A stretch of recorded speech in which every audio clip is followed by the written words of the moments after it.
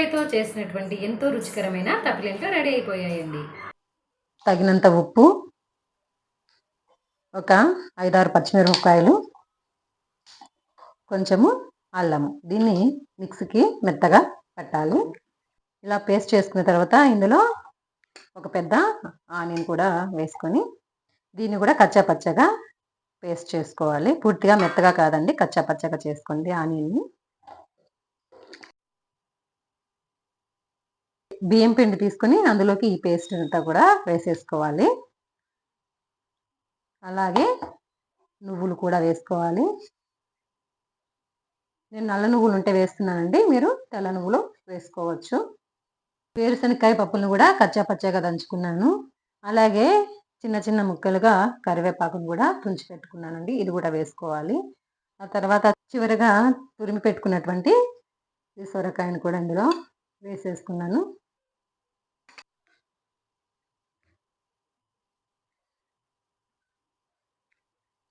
ఇలా వాటర్ లేకుండా కొద్దిసేపు కలుపుకొని ఆ తర్వాత కొంచెము జీలకర్ర, కొద్దిగా ఉద్దిబేళ్ళు, శనగబేళ్ళు కూడా వేసుకొని మళ్ళీ అంతా ఒకసారి కలుపుకోవాలి. మనకు వాటర్ లేకుండానే ఇది కలుపుకోవచ్చండి, ఎందుకంటే సొరకాయలో వాటర్ క్వాంటిటీ ఉంటుంది కాబట్టి. ఒకవేళ అవసరం అయితే కొంచెం వాటర్ వేస్తూ మనము కలుపుకోవాలి, మెత్తగా వచ్చేంత వరకు దాన్ని ముద్దగా కలిపి పెట్టుకోవాలి. దీని నుండి కొంచెం పిండిని తీసుకొని చిన్న చిన్న ఉండల్ని చేసుకోవాలి.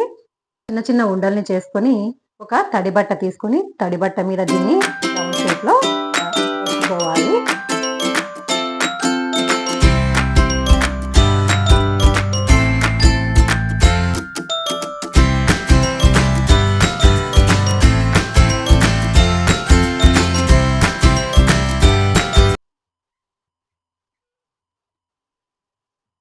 మధ్యలో ఒక చిన్న బొక్క పెట్టాలి. ఇప్పుడు అరచేతులకి ఇలా తీసుకొని స్టవ్ పైన బాండిల్ పెట్టి అందులో ఆయిల్ వేసి ఆయిల్ బాగా వేడెక్కిన తర్వాత మనం తయారు చేసి పెట్టుకున్నటువంటి ఇందులో వేసేసేయాలి.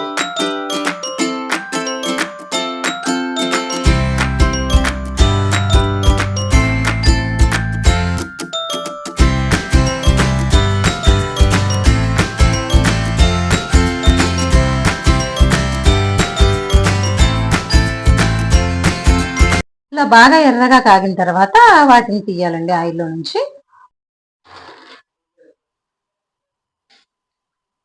సొరకాయతో చేసినటువంటి ఎంతో రుచికరమైన తప్పిలింట్లు రెడీ అయిపోయాయండి.